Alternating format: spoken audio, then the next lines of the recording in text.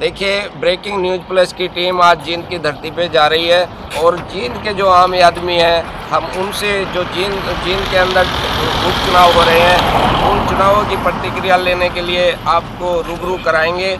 अभी सामने से 3 लोग आ रहे हैं, हम इन्हीं से पूछते हैं जो ये। सर, आप लोगों का ब्रेकिंग न्यूज़ प्लस में स्वागत है। तो आप इतनी रात को कहाँ से आ रहे हैं? जींद के मूल निवासी हैं? हाँ सर। जी जी।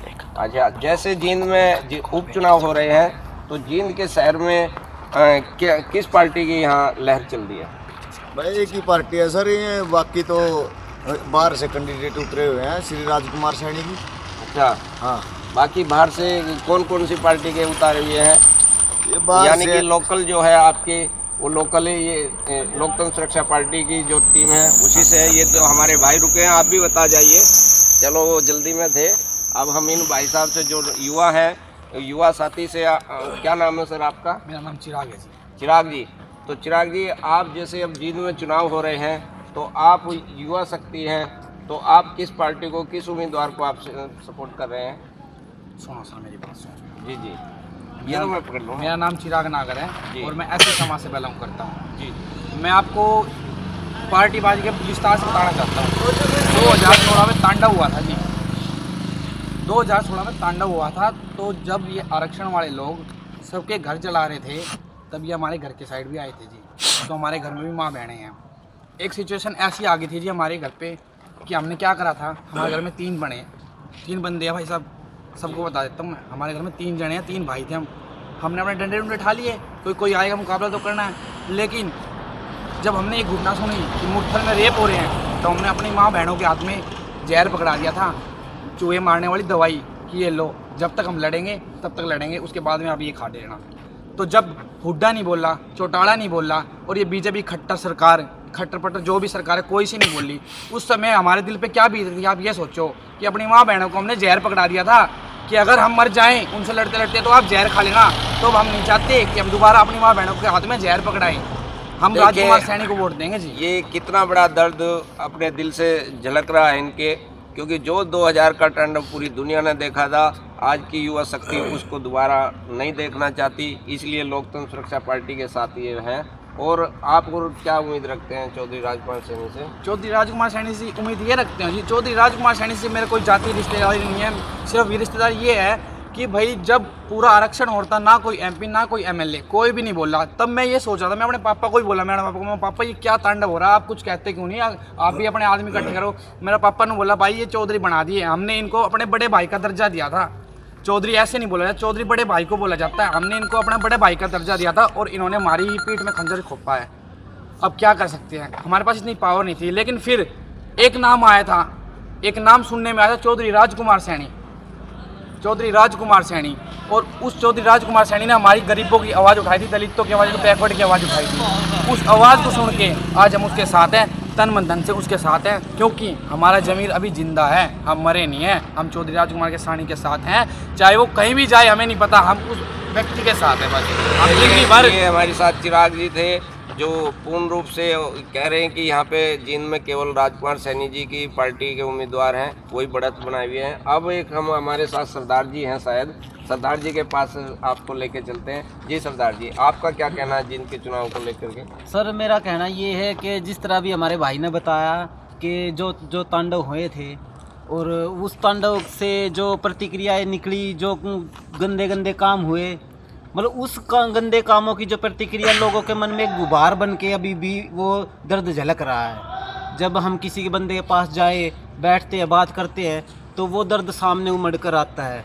तो आप जींद का विधायक किसको देखना पसंद करेंगे? जींद का विधायक अगर हम सभी पार्टियों के लोगों को देखें और जो घटना 2016 में हुई उसको देखते हुए अगर हम सही ढंग से एक सच्चे नेता के रूप में अगर किसी को चुने, तो वो सिर्फ पंडित विनोद आसरी होंगे। देखिए, ये सरदार जी भी थे। क्या आप लोग एक पार्टी के तो नहीं हो, आम ही कार्यकर्ता हो ना? आम कार्यकर्ता हैं जी।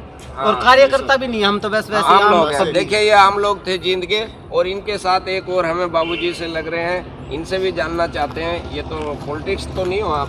नहीं जी, नहीं। अच्छा। तो आप बताइए, जींद के जो चुनाव हो रहे हैं, इसमें आपका क्या कहना है? जींद वासियों की तरफ से आप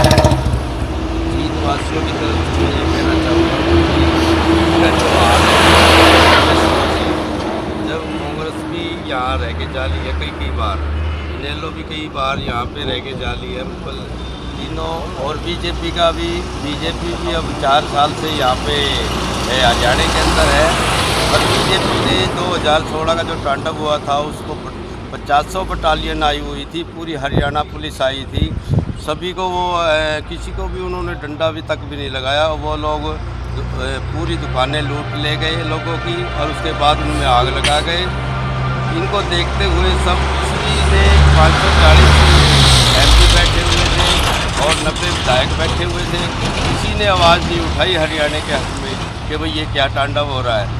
एक ही शेर था हमारा हरियाणा का जो राजकुमार सैनी है MP साहब। और जींद की बहुत सी समस्याएं हैं जो कि विकास की समस्याएं हैं। तो आप जींद का विधायक आप किसको बनाना चाहेंगे?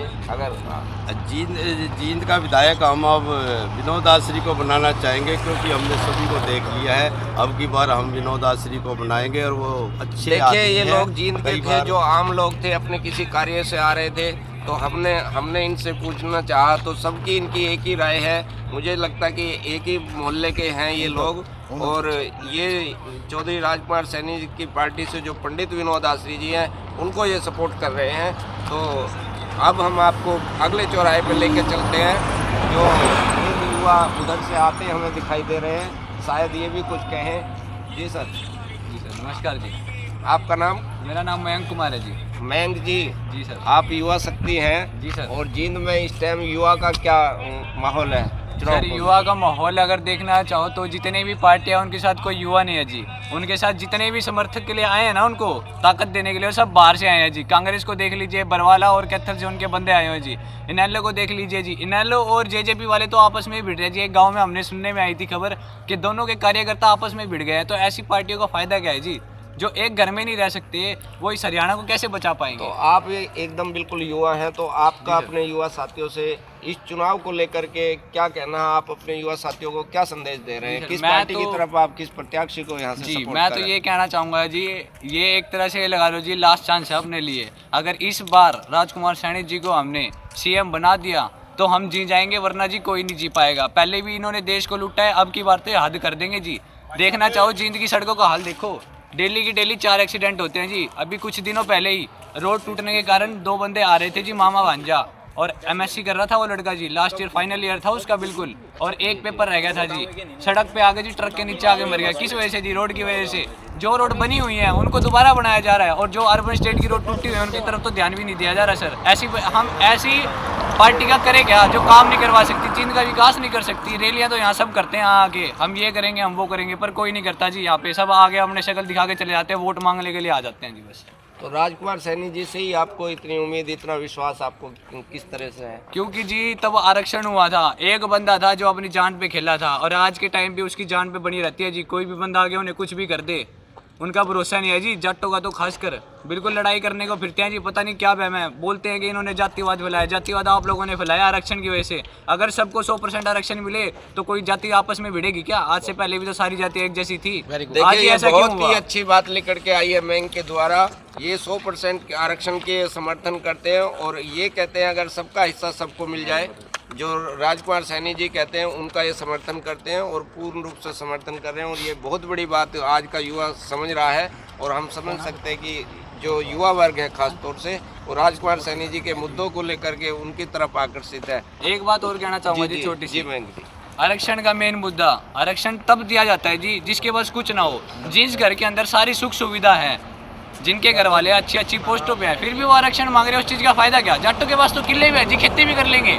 जो निची जाति है हमारी, जो हमारे बुजुर्ग लोग हैं, गरीब लोग हैं, उन्हें आरक्षण मिलना चाहिए। जिनके घर में चूल्हे भी नहीं जल पाते जी, मिट्टी के चूल्हे में रोटी बनाते हैं, कम से कम उन्हें आरक्षण मिलना चाहिए जी। उन घर वालों को हम ये नहीं कहते कि हमें भी दो तो सबको बराबर का हक दो, ताकि सब आराम से जी सके, भेदभाव ना हो किसी के साथ भी। सारी पार्टियां भेदभाव करती है जी, कोई किसी के साथ नहीं है, पर राजकुमार सैनी जी साथ दे रहे हैं जी पूरा इस बार। बहुत बहुत धन्यवाद जी सर। देखिए बहुत ही अच्छी यहाँ पे जींद में हमने जो आज पूरे दिन कैंपेन किया, जो लोगों से बार बार मिले हैं, उसमें यही लिख के आया कि आज की डेट में, आज के इस समय तक जो जींद का उपचुनाव हो रहा है उसमें जो लोकतंत्र सुरक्षा पार्टी के उम्मीदवार हैं पंडित विनोद आसरी जी बहुत भारी मौतों से आगे चल रहे हैं। बहुत बहुत धन्यवाद। अगर आपने हमारे YouTube चैनल को अब तक सब्सक्राइब नहीं किया है तो आपको यहाँ सब्सक्राइब बटन दिख रहा है, इस पर आप क्लिक कीजिए और हमें सब्सक्राइब कर लीजिए। और साथ ही साथ इसके सामने एक नोटिफिकेशन बेल आ रहा है, इसे भी आप इनेबल